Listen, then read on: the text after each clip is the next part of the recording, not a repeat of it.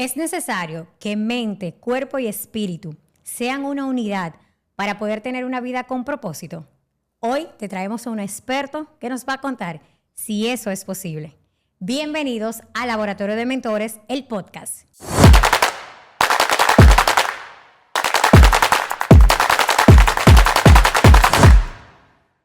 Comenzamos este experimento con una persona que conocí hace muy poco, pero que ya tiene un lugar muy especial en mi corazón porque es una persona súper profesional, muy preparada y de un gran corazón. Y nada más y nada menos tengo por aquí a mi querido amigo Antonio Gómez Portela. ¿Cómo estás, Antonio? Muy bien, muchas Bienvenido. Gracias por esa presentación tan bonita y muchas gracias por invitarme a tu podcast. Qué bueno. Mira, Antonio, la primera pregunta que nosotros hacemos caliente, digamos, es... Yo no presento a mis invitados, me gusta que los escuchen de boca de ustedes. En una frase, ¿cómo se define Antonio? Bueno, eso es difícil, ¿no? Yo casi te lo reduciría entonces aún más a un adjetivo y te diría que soy un buscador. Un buscador de hasta dónde puedo llegar, ¿no? ¿Qué es la vida? ¿Quién soy yo? ¿Qué es lo que hay para mí de esta experiencia? Eso te diría. Me encanta. Tú eres entonces una persona súper curiosa, que eso pienso que es un elemento muy importante para quienes estamos queriendo alcanzar el siguiente nivel de nuestra alma. Como nosotros aquí hablamos siempre de pasiones, de vivir de tu propósito, ese elemento de esa fórmula es sumamente importante.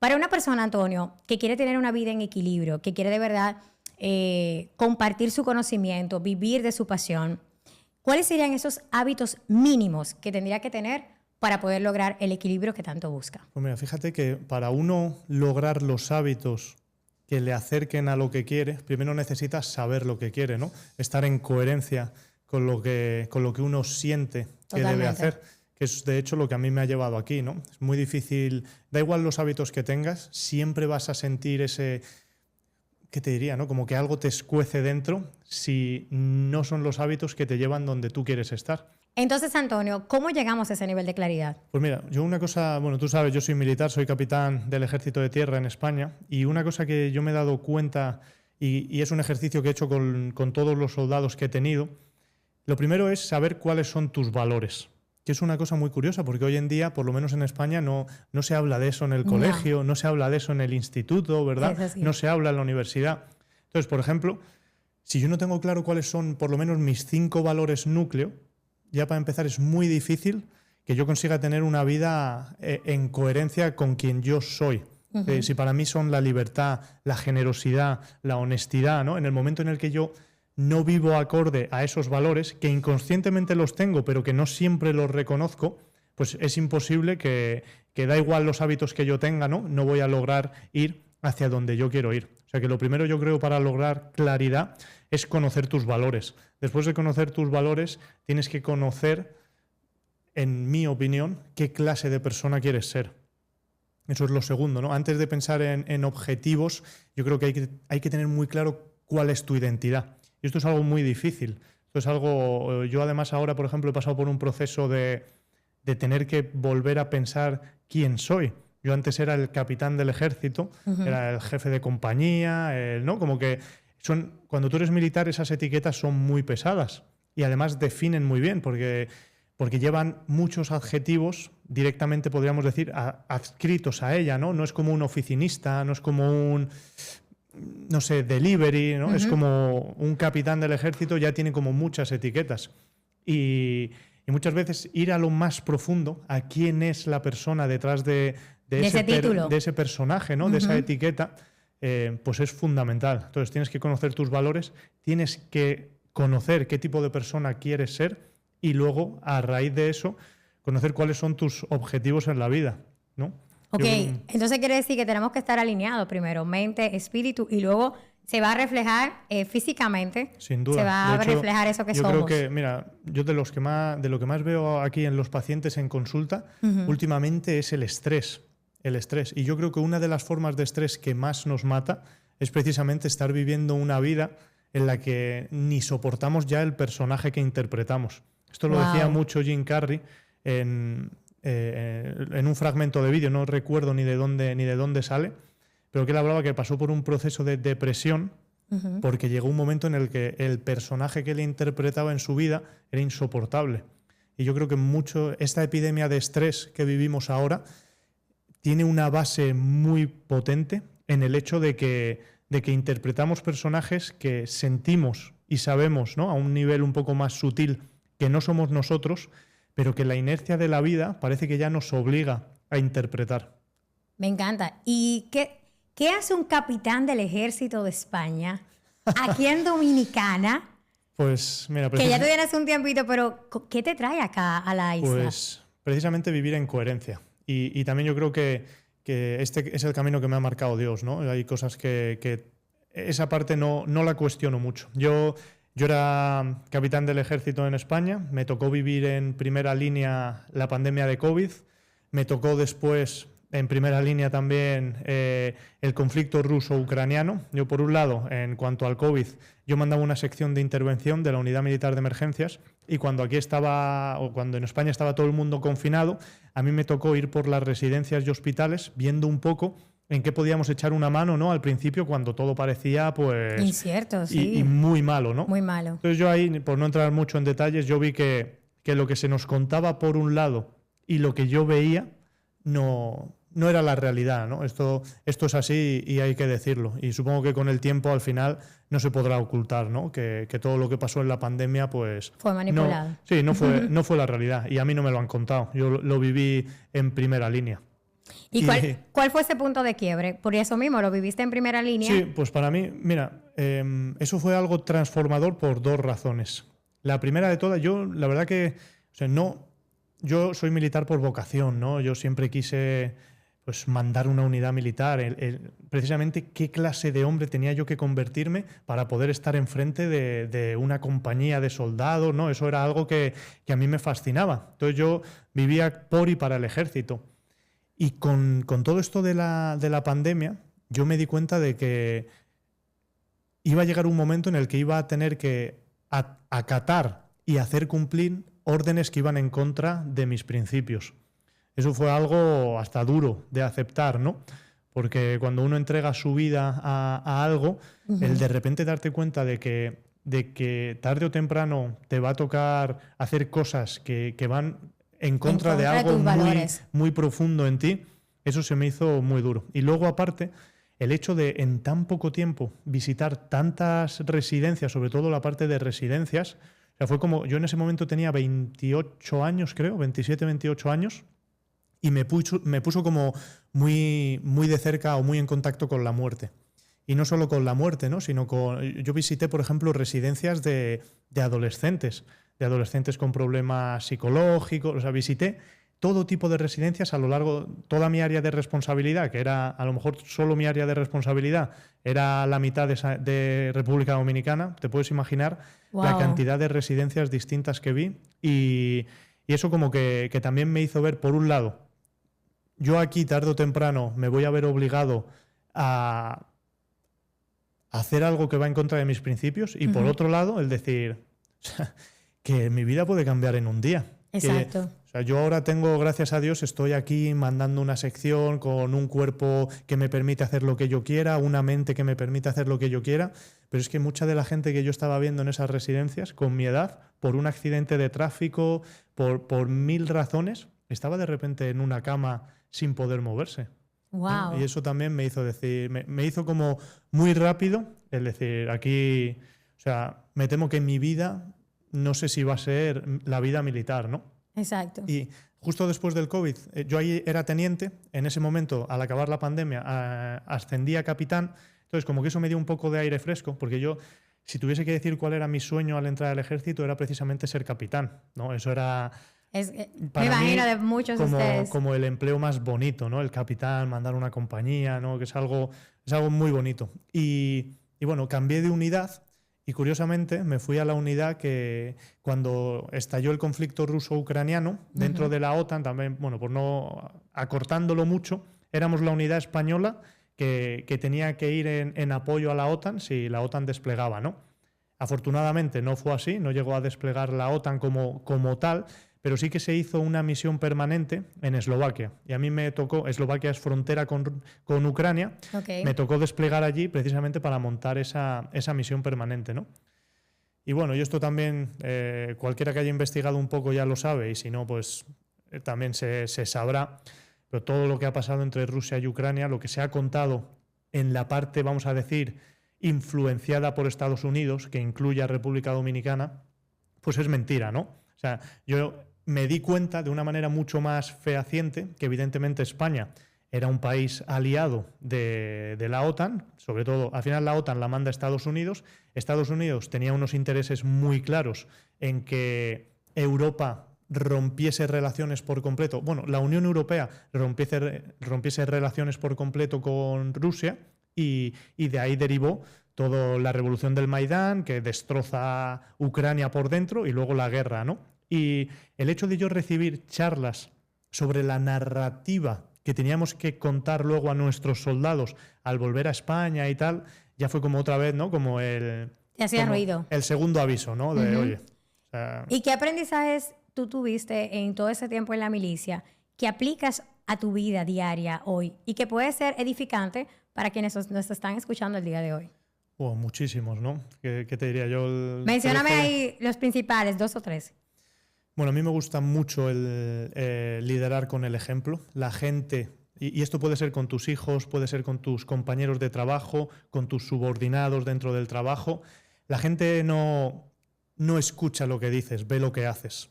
Eso es así, ¿no? Y eso evidentemente cuando eres jefe de una unidad militar, pues te das cuenta muy rápido, ¿no? Da igual las órdenes que tú des. O sea, la gente lo que hace es ver lo que tú haces, ¿no? Eso es lo primero que además, ya digo, ¿no? Aplica absolutamente a todo. Si tú quieres que tus trabajadores trabajen mejor, tú tienes que ser el primero que lo da todo. Eso incluye la puntualidad, eso incluye el cómo vistes, eso incluye cómo hablas con ellos, cómo comunicas, ¿no? Eso sería lo primero. Luego otra cosa que para mí, que fue un aprendizaje también que me he llevado a la vida civil, digamos, es el de y se lo cuento muchas veces a los mandos intermedios que yo he tenido, siempre se lo contaba, que es el de échale agua oxigenada a la herida antes de que se infecte.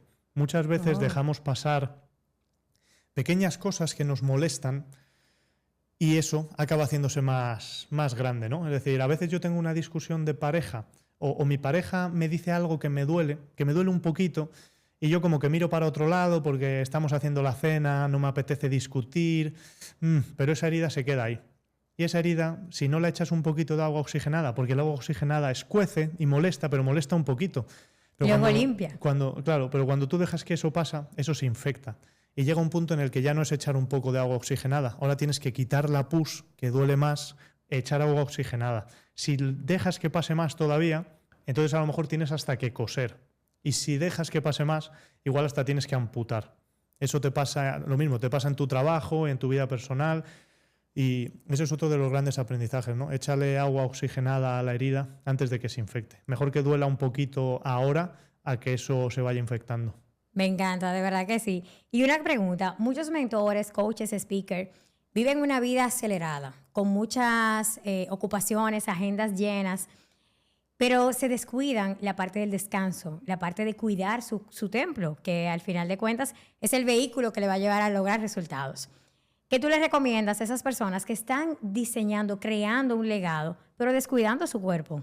Bueno, les diría que eso es pan para hoy y hambre para mañana, ¿no? O sea, al final, evidentemente, el cuerpo es el templo del alma, y además tu performance, ya sea cognitiva, física, de cualquier tipo, va a estar completamente supeditada a cómo tú estás físicamente, ¿no? Exacto. Es decir, yo ahora puedo tener una performance a nivel cognitivo y físico mucho mejor que si pesase 10 kilos más, ¿no? Eso, que si pesase 20 libras más, eso claro. Es absolutamente evidente, ¿no? Mi nivel de claridad mental es mucho mejor cuando yo como bien y descanso que cuando no lo hago, ¿no? O sea, el no cuidar tu cuerpo, hay una frase a mí que me gusta mucho, no sé si es de Robin Sharma o de quién es, pero creo que ilustra esto perfectamente, que muchas veces el tú no cuidar tu cuerpo es como decir que no puedes parar a echar gasolina porque tienes mucha prisa por llegar a un sitio.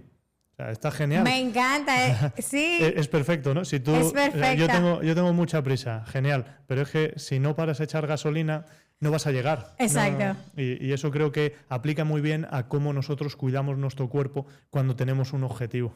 ¿Qué alimentos son para ti los top que nosotros sí o sí en el día debemos consumir? para tener esa claridad que tú estás Pues mencionando? mira, más bien esto se trata hoy en día de qué es lo que no consumes, más de lo que consumes. Por un lado, evidentemente, todos los alimentos ultraprocesados. Sí, eso, te he escuchado mucho hablando de eso. Eso no es negociable, ¿no? Y luego yo casi te diría, a modo de rutina, hacer 2 comidas al día y que la primera comida además no tenga carbohidratos, que sea proteína y grasas, que sea carne roja o cualquier tipo de carne, pescado, Huevos. y huevos, que eso lo acompañes, por ejemplo, con aguacate, con aceite de oliva, con mantequilla, ¿no? Eso te va a permitir estar, vamos a decir, como mucho más afilado, ¿no? Que tener una mente mucho más afilada. Y luego en la segunda comida, que ahí puedes meter un poco, vamos a decir, de los carbohidratos nobles, ¿no? Que pueden ser los víveres, arroz blanco, que son cosas que no te inflaman, que no dañan tu intestino y bueno, pues que te permite, vamos a decir, eso sería un protocolo perfecto. 2 comidas, la primera sin carbohidratos, proteína y grasa, y la segunda que le metas un carbohidrato noble. Cuando yo empecé a entrenar, a cuidar mi cuerpo, recuerdo que iba a gimnasios muy reconocidos y me decían la nutricionista, tienes que merendar, tienes que comer 3 veces al día, 2 meriendas. Y yo, por sí, hace muchísimos años, yo no soy de mucho comer. Y yo decía, pero es que a mí no me da hambre para merendar. Y cuando escucho por primera vez a Juan Carlos Simó, también a ti decir, no tienes que merendar. Sí. O sea, eso no es necesario. Tú comes 2 comidas al día, que tu cuerpo estará perfecto, claro, dependiendo de lo que vayas a comer. Y me sorprende saber que tú como hombre, con el peso que tienes, los músculos que tienes, tú me dijiste, tú comes 2 veces al día. Tú me comentaste eso. Entonces, a esos hombres, por ejemplo, que tienen muchísima ansiedad, y más que los hombres, las mujeres, manejamos muchísima ansiedad por toda la carga que llevamos, no solamente en el trabajo, sino como madres y todos los roles que desempeñamos. ¿Qué tips, qué recomendaciones tú nos darías para llegar a esa meta de poder tener 2 buenas comidas al día, no tener que saltarnos y llegar a picar y a comer cosas que no nos hacen bien? Pues mira, lo primero, tú has dado ya una clave, que has dicho comer por ansiedad. Sí. Eso es lo primero, ¿no? O sea, cuando tú comes por ansiedad, lo que está pasando es que tu intestino no está produciendo serotonina, que es el neurotransmisor del equilibrio, de la calma. Entonces, para apagar ese estrés, recurres a alimentos que te dan como ese boost de serotonina, que son los ultraprocesados, los dulces, todo ese azúcar, que te relaja y te hace sentir bien, ¿no? ¿Cómo vencer eso? Bueno, pues la estrategia es la misma. Y curiosamente, a medida que tú vayas sanando el intestino, no vas a tener que recurrir a la disciplina para superar eso, ¿no? Entonces, lo mismo, hacer una comida, la primera comida sin carbohidratos, y una segunda comida que le puedes meter también ese carbohidrato por la noche, precisamente para que te ayude a apagar la ansiedad. Porque el carbohidrato, por el efecto que produce en nuestro cuerpo, también ayuda a relajar el sistema nervioso. De hecho, cualquier persona, ¿no?, que se haya comido, si tú comes un día un pedazo de carne con aguacate, al poquito ya estás otra vez bien, puedes empezar a hacer cosas. Si tú al pedazo de carne le añades un buen plato de arroz con habichuelas, te entran ganas de echar una siesta, ¿no? Sí. Entonces, por eso meter ese arroz blanco de noche, pues también te puede ayudar a relajarte, ¿no? Y luego al principio, evidentemente, pues hay que tirar un poco de disciplina. Pero en el momento en el que el intestino se sana y tú ya produces tu propia serotonina, todo se hace mucho más fácil. Luego se pueden dar algunos suplementos y luego hay una parte también fundamental que hoy en día a veces se nos escapa, y yo lo veo mucho, es verdad, en mujeres, que es la gestión del estrés, sí, que es el dedicarnos tiempo a nosotros mismos. ¿No? Eso ya para empezar. Y volvemos a lo de antes, ¿no? Si tú quieres ser la mejor madre y además tienes que ser una buena trabajadora, si tú descuidas tu cuerpo y tu salud mental, tarde o temprano vas a ser peor madre y vas a ser peor trabajadora, ¿no? Entonces, a veces yo creo que las mujeres se sienten un poco mal por dedicarse tiempo a sí mismas y deberían pararse un momento a pensar de dónde viene esa creencia tan limitante y que les va a hacer tanto daño en el largo plazo. Sí, es verdad. No. Esa culpa que manejamos nosotras, principalmente las madres, de sacar ese momentico, me voy a dar un masaje, me voy con una amiga. Sí, lo que necesites para... A mí hay una frase de un psicólogo, Antoni Bolinches, que me gusta mucho, que he tenido el placer además de hacer alguna formación con él, que dice que si tú quieres ser feliz, tiene que haber hueco para la felicidad en tu vida. Y muchas madres, sobre todo, no tienen hueco para la felicidad en su vida. Y yo cuando en consulta, ¿no?, hacemos un poco una auditoría de sus hábitos, de su día a día, digo, vale, ¿y dónde está ese tiempo? ¿Dónde está la felicidad aquí? sea, ¿cómo no vas a estar estresada si precisamente estás interpretando un personaje que no aguantas, que no soportas? ¿Cómo quieres tener una vida, aunque sea un poquito alegre, si no hay hueco para esa alegría en tu vida, ¿no? Me encanta. Definitivamente, y más ahora que estamos a mediados de año, hacer esas pausas que son tan necesarias para reevaluar qué es lo que estamos haciendo, Justo. cómo estamos viviendo. Y desde ese lugar tomar la mejor decisión, señores, para alinear nuestra mente, cuerpo y alma, porque definitivamente somos seres tripartitos. Justo. Tú ves mucho en consulta, muchos análisis, eres un gran experto en temas de nuestro segundo cerebro, el intestino, como le dicen los expertos. ¿Qué recomendaciones tenemos que tomar en cuenta, aparte de todo lo que tú has dicho, para cuidar tan bien nuestro intestino, que por muchos años, ahora que le estamos prestando atención, porque grandes voces como ustedes están haciendo esas alarmas, ¿qué nosotros podemos hacer para durar más tiempo? Sí, hay dos cosas que te destruyen el intestino, que por un lado es la comida y por otro lado es el estrés, ¿no? Entonces, lo primero de todo... ¿Y el estrés lo asociamos, por ejemplo, también a falta de sueño? Sí, sin duda, claro. Porque sin duda es uno de los, ¿verdad? De los males más fuertes ahora. Eso, ¿no? Y esto es otra cosa evidente, ¿no? Tienes que cuidar lo que comes. Y yo sé que es difícil al principio por eso, porque cuando tú ya tienes un intestino dañado, no produce el 95% de la serotonina, que ya digo es el neurotransmisor que te hace sentir bien, se produce en el intestino, lo produce la microbiota. Entonces, al principio salir de ese ciclo es difícil, porque tú llegas con mucha ansiedad a casa. Necesitas calmar esa ansiedad. Entonces recurres a dulces, ultraprocesados, etcétera, pero dañas más tu intestino. Con lo cual, al día siguiente, más necesidad tienes de recurrir a esos alimentos para calmarte, ¿no? Para apagar un poco la mente. Entonces llega un punto en el que hay que tirar un poco de...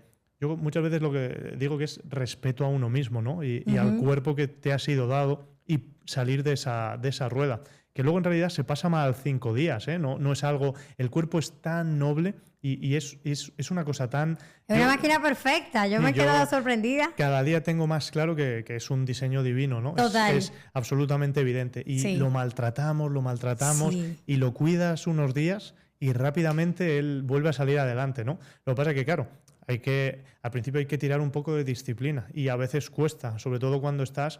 y también porque no planificamos bien, claro. Si tú eres una mujer que tiene hijos, tiene su trabajo, como no te sientes un momento a hacer tu lista de la compra, a ver qué vas a comer durante los 5 primeros días, cómo te vas a organizar para cocinar, no sé qué, pues el segundo día, aunque tengas mucha motivación, la propia inercia de la vida te va a impedir hacer lo que tú querías, ¿no? Por eso también ten un plan. Si no tienes un plan, tienes muy difícil salir de ese círculo vicioso. Estoy totalmente de acuerdo. Y de verdad, tú tocabas ahorita ese respeto por nuestro cuerpo, ese amor propio.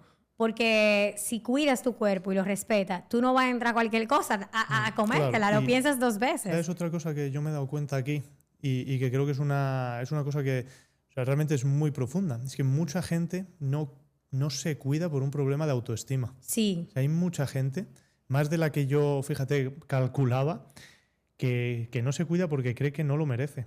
Y eso es algo también que yo animo a todo el mundo a que le dé una vuelta, ¿no? Porque todos merecemos estar en la mejor forma física posible. Todos merecemos estar en la mejor o tener la mejor función cerebral posible, ¿no? Todos merecemos ver de qué es capaz nuestro cuerpo. Séneca decía que es una vergüenza para un hombre vivir su vida sin haber visto de lo que es capaz su cuerpo. Y estoy completamente de acuerdo. Pues entonces tú eres de los que opinan que no es solamente la salud física. Ni mucho menos, no. Hay una salud mental sumamente importante para tú tomar decisiones inteligentes y cuidar tu cuerpo. Sí, ¿Cómo cuido mi mente, Antonio? ¿Qué tú haces para cuidar tu mente? Yo te diría que hay una parte que es muy parecida a la nutrición física, que es no dejes entrar basura, ¿no? No te nutras con basura. Basura son series, basura son películas, basura son libros. O sea, tienes que tener... Basura son conversaciones con amigos o no amigos o familiares, ¿no? O sea, lo primero de todo, cuida muy bien qué es lo que dejas que entre en tu cerebro. Decía Jim Rohn que todos los días debemos tener como un guardián a las puertas de nuestro cerebro para no dejar que entre nada que vaya a dañarlo, ¿no? Y creo que hoy en día, o sea, esto nos pasa constantemente. La música que escuchas, Ay, o sea, sí. es evidente, ¿no? Que eso va a tener un impacto cerebral. Entonces, es igual que la comida, ¿no? Hoy en día es más importante lo que no dejas que entre, ya sea en tu estómago o en tu cabeza, sí, que lo que metes. me encanta. Y tú sabes que yo como madre, es importantísimo tocar ese tema en esta entrevista. Fuimos a tu consulta hace un tiempo con las niñas porque estábamos viendo algunos temas de alergias y demás.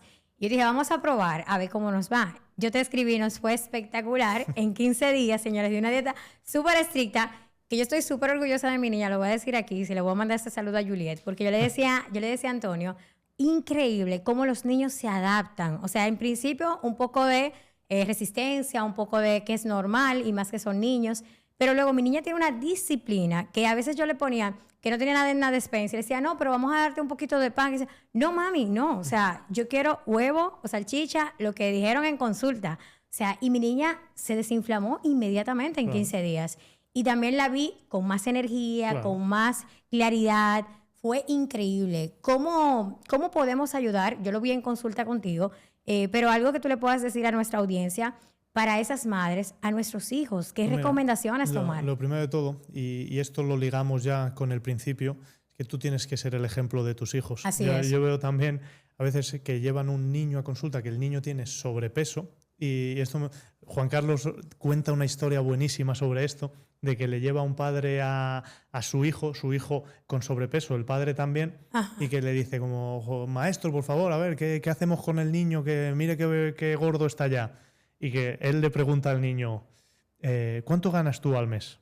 Y el niño le dice como, yo no trabajo. Y dice, entonces es usted el que le compra la comida. Entonces es usted el que le compra los dulces, ¿no? Es usted. Y claro, si el niño está gordo, esto suele pasar, ¿no? Cuando el niño tiene sobrepeso, los padres también. Muchas veces creemos que es genética, pero no es genética. Lo que es que compartes la cocina, no es todos que, esos hábitos es lo mismo. Eso es lo que realmente lo marca. Entonces, para las madres, primero, cuídate tú y tus hijos van a ver cómo tú te cuidas y van a querer hacerlo. Si al final los niños imitan. Total. O sea, si tu hijo te ve comiéndote un pedazo de carne con aguacate, él al final va a querer comer lo que come mamá y papá.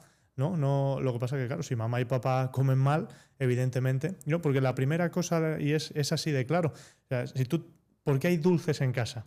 ¿No? Es verdad, son los padres que lo compran. Y porque tú los comes. Entonces, también al final, los niños no son tontos y son muy sensibles. Yo creo que el ser humano en general es muy sensible a esa ejemplaridad, a la incongruencia, a la justicia. Es muy difícil que tú estés impidiendo a un niño que tome dulces cuando él luego te va a ver comerlos. ¿No? Es muy difícil. Eso, no, porque los seres humanos lo tenemos muy codificado. O sea, tú no eres de fiar cuando haces cosas, cuando mandas cosas que no haces. Eso es un mecanismo evolutivo que nos permitía funcionar en una tribu que tienen los niños, ¿no? Los niños no son tontos. Los niños saben si hay dulces en casa y tú no les dejas que se los coman y ves que se acaban, o sea, los niños saben que te los estás comiendo tú. Totalmente. Y para nosotras las mujeres, yo siento que ese es un tema que nos compete mucho a nosotras, de sacar ese tiempo para hacer ejercicios. ¿Te acuerdas que lo hablamos una vez cuando estábamos preparando un producto justamente para las mujeres? Que es tan retador, lo digo por mí mismo, o sea, para sacar tiempo, para ir al gimnasio, para hacer pesas que tenemos que hacerla. ¿Qué dices tú como que, óyeme, sí se puede, cómo lo podemos hacer y cómo lo podemos incorporar a la rutina diaria que tenemos como mujeres, que nos interesa aumentar masa muscular, porque a medida que pasan los años, pues se necesita más y más? Bueno, lo primero de todo al final es una cuestión de prioridades y de identidad y también, ya te digo, ¿no? de sentir que tú lo mereces y que tú tienes que tener ese espacio porque estás invirtiendo en tu futuro, en el futuro de tu familia, de tus hijos, o sea que primero de todo es ser consciente de que tiene que ser una prioridad en tu vida. Luego también hoy en día yo veo hay mucho más, fíjate, sobreentrenar. En la gente que ya empieza a entrenar o que consigue empezar a entrenar, hay mucho más sobreentrenamiento que falta de entrenamiento. Es decir, que una mujer puede empezar lo ideal, o sea, al final, tú cuando entrenas, lo que estás buscando es un efecto del entrenamiento. Es decir, el entrenamiento es un estrés, pero que cuando yo dejo que el cuerpo se recupere, sobrecompensa para hacerme más fuerte, ¿no? Para poder resistir ese estímulo al que se ha visto sometido. Entonces, si tú entrenas, por ejemplo, lunes, miércoles y viernes, está perfecto. ¿Tú nos recomiendas 3 veces a la semana, por lo menos para empezar? No, y para acabar. ¿Para acabar también? 3 veces. Me encanta eso. 3 veces a la semana y eso. además interdiario. Exacto, O sea, no di que corrido, no, sino que lunes, miércoles claro, y viernes. Entrena y luego también para la gente que empieza, que sea un entrenamiento que disfrute. O sea, eso es lo que yo creo. Cuanta más actividad física metas, mejor. Pero actividad física no es entrenamiento. Tú puedes ir a un gimnasio lunes, miércoles, viernes y luego martes, jueves, el fin de semana, caminar, ir al parque. Si te gusta correr, corres un poco. Si te gusta natación, te apuntas a natación. Te vas a dar aunque sea un paseo al parque de 40 minutos, ¿no? Lo que te dé tiempo. O sea, bicicletas, la actividad que tú quieras. O sea, actividad física, cuanta más mejor. Ahora, entrenamiento, que es someter al cuerpo a un estímulo que le estresa y para conseguir un resultado de esa mejora, pues eso tiene que ser de manera inteligente, ¿no? Y hoy en día, y más en las mujeres, lunes, miércoles, viernes está perfecto. Y luego también escuchando un poco su ciclo, ¿no? Que las mujeres no son hombres, que eso también a veces... O sea, el hombre es lineal, la mujer no. También tienes que saber que el entrenamiento es un tipo de estrés y luego eso, lo tienes que disfrutar. Sí. Yo creo que una cosa... la parte más importante del entrenamiento hoy en día es la adherencia. O sea, búscate un entrenador o búscate una rutina, sobre todo al principio, que te guste, ¿no? Si no te gustan las sentadillas, aunque haya 100 vídeos de Instagram diciendo que la sentadilla es el mejor ejercicio de glúteo, no lo metas, sobre todo al principio. Sí. ¿No? Yo siento que tiene mucho que ver con lo que tú mencionabas ahorita, identidad.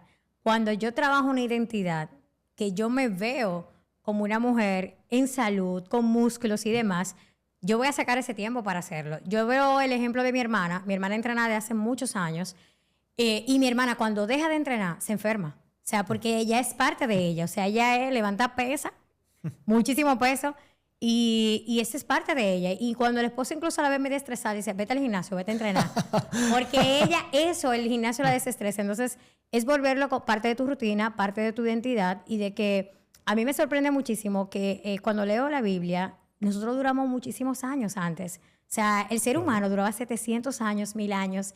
Y yo escuchaba un audio de un libro que estoy leyendo que Dios decía, es que yo los diseñé a ustedes para vivir muchísimos años, pero lo que han creado ha sido destruir su cuerpo, claro. Literal. O sea que yo me voy en el día de hoy con también muchísimas fórmulas compartidas por ti. Ahora que lo dices, por dejar esta última reflexión entonces, que me parece también fundamental, que hay que tener en cuenta que, y esto es una realidad, todos los organismos oficiales, o sea, si uno vive un poco de manera inconsciente y por pura inercia, o sea, le está guiando el mal. Esto es una cosa que también yo creo que se comenta poco todavía, pero la música que escuchas, la comida a la que más fácilmente tienes acceso, las películas a las que más fácilmente tienes acceso, series, etcétera, etcétera, todo eso te va a llevar a ser un peor ser humano, a sentirte peor, verte peor, durar menos, ¿no?